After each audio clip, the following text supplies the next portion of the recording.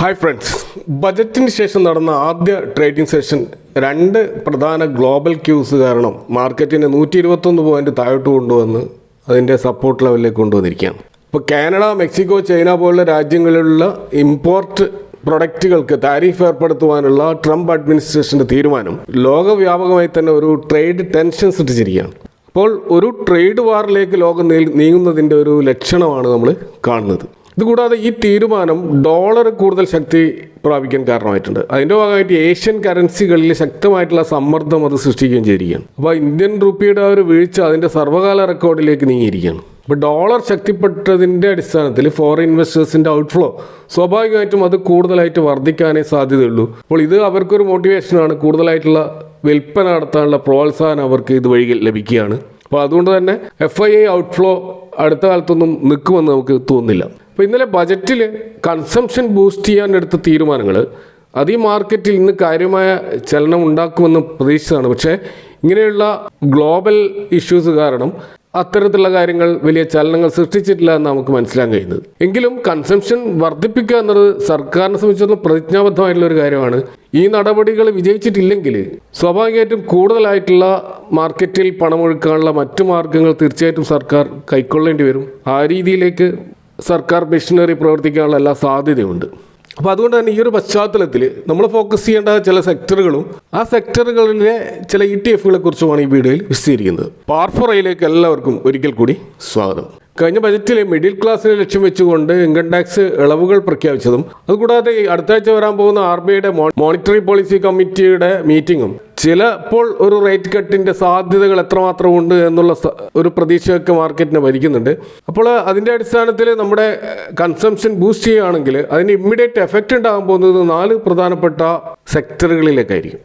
അതിൽ ആദ്യത്തേത് നമ്മുടെ FMCG സെക്ടറും അതുപോലെ കൺസ്യൂമർ ഡ്യൂറബിൾസിൻ്റെ സെഗ്മെൻറ്റുമാണ്. അപ്പോൾ ഈ സെക്ടറുകളിൽ ഉണ്ടാകാൻ സാധ്യതയുള്ള വളർച്ചയുടെ ആ ഒരു ഗുണഫലം ലഭിക്കാൻ സ്റ്റോക്ക് സ്പെസിഫിക് ആയിട്ട് ഇൻവെസ്റ്റ് ചെയ്യാൻ താല്പര്യമില്ലെങ്കിൽ നിഫ്റ്റി FMCG ഇൻഡെക്സിൻ്റെ ഒരു കൂട്ടം സ്റ്റോക്കുകളുടെ ETF ആയിട്ടുള്ള നിഫ്റ്റി FMCG ETF-ഉം അതേപോലെ നിഫ്റ്റി കൺസംഷൻ ETF-ഉം നമുക്ക് പരിഗണിക്കാവുന്നതാണ്. അപ്പോൾ FMCG ETF-ൽ നമ്മൾ ഒരേ ഒരു ETF കാണാൻ കഴിയുള്ളൂ. അത് ICICI Prudential FMCG ETF ആണ്. ഈ ഒരു ETF-ൻ്റെ AUM നമുക്ക് കാണുന്നത് 522 കോടിയാണ്. ഹൈ ലിക്വിഡിറ്റി ഉള്ള ഒരു ETF ആണിത്. 3 months ആവറേജ് വോളിയം 10 ലക്ഷത്തിന് മുകളിലാണെന്ന് നമുക്ക് കാണാൻ കഴിയും. ഇതിൻ്റെ എക്സ്പെൻസ് റേഷ്യോ 0.20 ആണ്. അത് കാറ്റഗറി എക്സ്പെൻസ് റേഷ്യോ ആയിട്ടുള്ള 0.26 താഴെയാണ്. അതുപോലെ ട്രാക്കിംഗ് എറർ നോക്കുകയാണെങ്കിലും കാറ്റഗറിയുടെ 0.13 ആണ്. ഈ ഒരു ETF-ൻ്റെ ട്രാക്കിംഗ് എറർ 0.06 ആണ്. 60 രൂപ റേഞ്ചിലാണ് ഇപ്പോൾ ഈ ഒരു ETF നമുക്ക് മാർക്കറ്റിൽ കാണാൻ കഴിയുക. അപ്പോൾ ഈ ഒരു ETF നമ്മൾ വാങ്ങുമ്പോൾ സ്വാഭാവികമായിട്ടും നമ്മൾ ഇൻവെസ്റ്റ് ചെയ്യാൻ പോകുന്നത് FMCG ഇൻഡെക്സിലുള്ള 15 ടോപ്പ് കമ്പനികളിലാണ്. അതിലുള്ള ഏറ്റവും അധികം വെയിറ്റേജ് ഉള്ള 5 കമ്പനികൾ ഏതൊക്കെയാണ് നോക്കുകയാണെങ്കിൽ ITC ലിമിറ്റഡ് 33% വെയിറ്റേജ് ഉണ്ട്, ഹിന്ദുസ്ഥാൻ യൂണിലിവറിന് 18%, വരുൺ ബീവറേജസിന് 7% വെയിറ്റേജ്, നെസ്ലെ ഇന്ത്യക്ക് 7%, അതുപോലെ ടാറ്റ കൺസ്യൂമർ പ്രൊഡക്ട്സിന് 5% വെയിറ്റേജ് കാണാം. ഇതുപോലെ 15ഓളം FMCG സ്റ്റോക്കുകളാണ് നമുക്ക് ഈ ഒരു ഇൻഡെക്സിൽ കാണാൻ കഴിയുക. ഇനി നമ്മൾ ഇതേ സെഗ്മെൻറ്റിൽ നിന്ന് വ്യത്യസ്തമായിട്ടുള്ള കൺസംഷൻ ഇൻഡെക്സ് അതിൽ 30 സ്റ്റോക്കുകളാണുള്ളത്.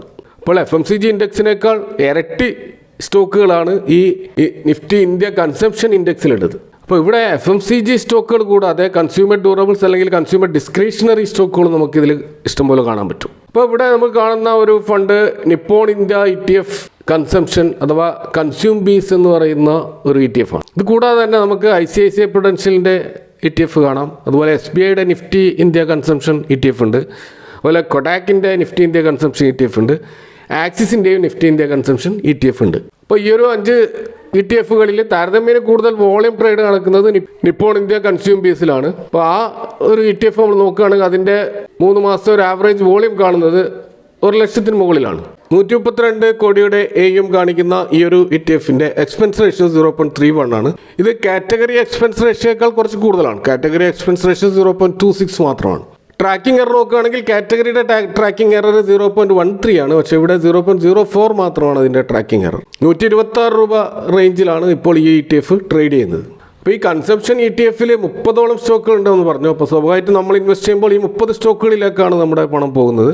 അപ്പോൾ അതിലെ ടോപ്പ് ഹോൾഡിംഗ് നോക്കുകയാണെങ്കിൽ ITCക്കാണ് ഏറ്റവും കൂടുതൽ വെയിറ്റേജ് കാണുന്നത് 10%. അതുപോലെ ഭാരതി എയർടെൽ ഏകദേശം 9.9%, അതുപോലെ മഹീന്ദ്ര ആൻഡ് മഹീന്ദ്ര 8.41%, ഹിന്ദുസ്ഥാൻ യൂണിലിവർ 6.53%, സൊമാറ്റോ 6.09. ഇതൊക്കെയാണ് പ്രധാനപ്പെട്ട വെയിറ്റേജ് ഉള്ള 5 സ്റ്റോക്കുകൾ നമ്മൾ കാണുന്നത്. ഇത് കൂടാതെ 25ഓളം കൺസ്യൂമർ ഡിസ്ക്രിഷണറി, കൺസ്യൂമർ ഡ്യൂറബിൾ ഉള്ള സ്റ്റോക്കുകളും ഈ ഒരു ETF നമുക്ക് കാണാൻ പറ്റും. ബജറ്റ് പ്രഖ്യാപനത്തിൽ ലൈംലൈറ്റിൽ വന്ന മറ്റൊരു സെക്ടർ ഓട്ടോ സെക്ടറാണ്. ഇവിടെ ഓട്ടോ സ്റ്റോക്കുകളുടെ ഇൻഡെക്സ് കൂടാതെ EV വെഹിക്കിൾ മൊബിലിറ്റിയുടെ മറ്റൊരു ഇൻഡെക്സും കൂടി കാണാം. ഇപ്പൊ നിഫ്റ്റി ഓട്ടോ ഇൻഡെക്സ് ബേസ്ഡ് ആയിട്ടുള്ള 2 ETF നമുക്ക് മാർക്കറ്റിൽ കാണാൻ പറ്റും. ഒന്ന് ICICI Prudential Nifty auto ETF, മറ്റൊന്ന് നിപ്പോൺ ഇന്ത്യയുടെ ഓട്ടോ ബീസ്. ഇപ്പോൾ ലിക്വിഡിറ്റിയും അതുപോലെ എക്സ്പെൻസ് റേഷ്യോയുമായിട്ട് കമ്പയർ ചെയ്യുമ്പോൾ ICICIയുടെ Prudential നിഫ്റ്റി ഓട്ടോ ETF ആണ് താരതമ്യേന ബെറ്റർ ആയിട്ട് തോന്നുന്നത്. അതിൻ്റെ ട്രേഡിംഗ് വോളിയം കഴിഞ്ഞ 3 മാസത്തെ ആവറേജ് ഡെയിലി ട്രേഡിംഗ് വോളിയം നോക്കുകയാണെങ്കിൽ 5 ലക്ഷത്തിന് മുകളിൽ അത് കാണാൻ പറ്റും. എക്സ്പെൻസ് റേഷ്യോ 0.20 ആണ്. കാറ്റഗറി എക്സ്പെൻസ് റേഷ്യോ ആയിട്ടുള്ള 0.26 താഴെയാണത്. അതുപോലെ AUM 116 കൂടിയുണ്ട്. ട്രാക്കിംഗ് എറർ 0.07 ആണ്. കാറ്റഗറിയുടെ ട്രാക്കിംഗ് എറർ 0.13 ആണ്. 23 എന്നുള്ള ഒരു പ്രൈസ് റേഞ്ചിലാണ് നമുക്ക് ഈ ഒരു ETF ഇപ്പോൾ ലഭിക്കുന്നത്. അപ്പോൾ ഈ ഓട്ടോ ഇൻഡെക്സിൽ 15 സ്റ്റോക്കുകളാണുള്ളത്. അപ്പോൾ വെയിറ്റേജിൻ്റെ അടിസ്ഥാനത്തിൽ ടോപ്പ് 5 സ്റ്റോക്കുകൾ നോക്കുകയാണെങ്കിൽ ഒന്ന് മഹീന്ദ്ര ആൻഡ് മഹീന്ദ്രയാണ്. 24% വെയിറ്റേജ് അതിനുണ്ട്. ടാറ്റ മോട്ടോഴ്സിന് 14%, അതുപോലെ മാരുതി സുസുക്കിക്ക് 13%, ബജാജ് ഓട്ടോ 9%, ഐഷർ മോട്ടോഴ്സ് 6%. ഇത് കൂടാതെ 10 സ്റ്റോക്കുകൾ വേറെയുമുണ്ട്. ഇനി ഈ ഒരു ഓട്ടോ സെഗ്മെൻറ്റിലെ EV and new age automotive എന്ന് പറയുന്ന മറ്റൊരു ഇൻഡെക്സിൽ ഓട്ടോ ഇൻഡെക്സിലുള്ള സ്റ്റോക്കുകളും അതേപോലെ അത് കൂടാതെ ഉള്ള മറ്റ് സ്റ്റോക്കുകളും അടക്കം 33 സ്റ്റോക്കുകൾ നമുക്കിവിടെ കാണാൻ പറ്റും. അതിൽ ഈ EV മേഖലയായിട്ട് ബന്ധപ്പെട്ടുള്ള സോഫ്റ്റ്വെയർ നിർമ്മിക്കുന്ന കമ്പനികളുണ്ടാവും, അതുപോലെ ഓട്ടോ ആക്സിലറി കമ്പനികളുണ്ട്. അപ്പോൾ ആ EV കമ്പോണൻസുമായിട്ടൊക്കെ ബന്ധപ്പെടുന്ന പല കമ്പനികളും ഈ ഒരു ഇൻഡെക്സിൽ കാണാൻ പറ്റും.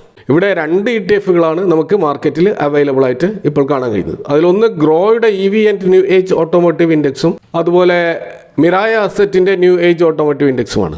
ഈ രണ്ടും നല്ല ലിക്വിഡിറ്റി കാണിക്കുന്ന ETFകളാണ്.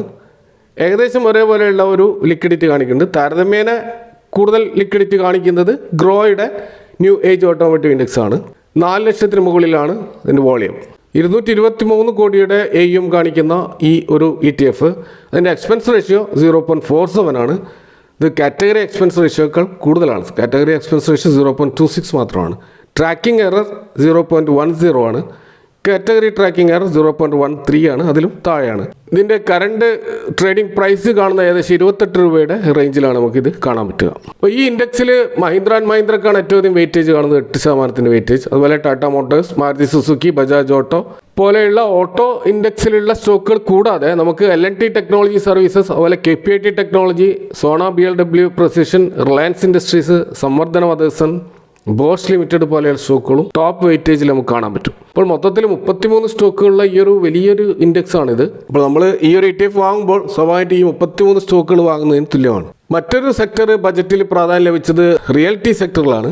ഇൻകം ടാക്സ് ലിമിറ്റ് ഉയർത്തിയത് കാരണം വലിയ തോതിൽ ലിക്വിഡിറ്റി മാർക്കറ്റിൽ ഉണ്ടാകുമെന്നും അതുവഴി റിയൽ എസ്റ്റേറ്റിൽ ആളുകൾ ഇൻവെസ്റ്റ് ചെയ്യുമെന്നും അതേപോലെ തന്നെ റെൻ്റൽ ഇൻകത്തിൻ്റെ ടാക്സിൻ്റെ പരിധി 6 ലക്ഷമായിട്ട് ഉയർത്തിയതും ഈ 2 വിധത്തിലുള്ള തീരുമാനങ്ങളും ഈ ഒരു മേഖലയിൽ പോസിറ്റീവായിട്ട് വന്നിട്ടുണ്ട്. അതുകൊണ്ട് തന്നെ ഈ ഒരു മേഖലയിൽ നല്ല തോതിലുള്ള ഇൻവെസ്റ്റ്മെൻറ്റ് വർദ്ധിക്കുമെന്ന് പൊതുവെ കണക്കൂട്ടപ്പെടുന്നുണ്ട്. അപ്പോൾ ഈ റിയൽറ്റി ഇൻഡെക്സിൽ നമുക്ക് ഒരേ ഒരു ETF മാത്രമേ കാണാൻ കഴിയൂ. അത് മോട്ടിലാൽ ഒസ്വാളിൻ്റെ നിഫ്റ്റി റിയൽറ്റി ETF ആണ്. 2 ലക്ഷത്തിന് മുകളിൽ ഹൈ വോളിയം കാണിക്കുന്ന ഒരു ETF ആണിത്. 48 കോടിയുടെ ഒരു AUM ആണ്. എക്സ്പെൻസ് റേഷ്യോ 0.40 ആണ്. കാറ്റഗറി എക്സ്പെൻസ് റേഷ്യോ 0.26 ആണ്. അതുപോലെ ട്രാക്കിംഗ് എററും 0.85 ആണ്. കാറ്റഗറി ട്രാക്കിംഗ് എറർ 0.13 ആണ്. അതും കുറച്ച് കൂടുതലാണ്. പക്ഷേ ഇവിടെ വേറെ ചോയ്സ് ഇല്ല, മറ്റ് ETFകൾ നമുക്ക് ഇവിടെ അവൈലബിൾ അല്ല. ഇത് 94 എന്നുള്ള ഒരു പ്രൈസ് റേഞ്ചിലാണ് ഇപ്പോൾ അവൈലബിൾ ആയിട്ടുള്ളത്. 10 റിയൽറ്റി സ്റ്റോക്കുകളാണ് നമുക്ക് ഈ ഒരു ഇൻഡെക്സിൽ കാണാൻ കഴിയുക. ഇതിൽ ഏറ്റവും അധികം വെയിറ്റേജ് DLF ലിമിറ്റഡിലാണ്.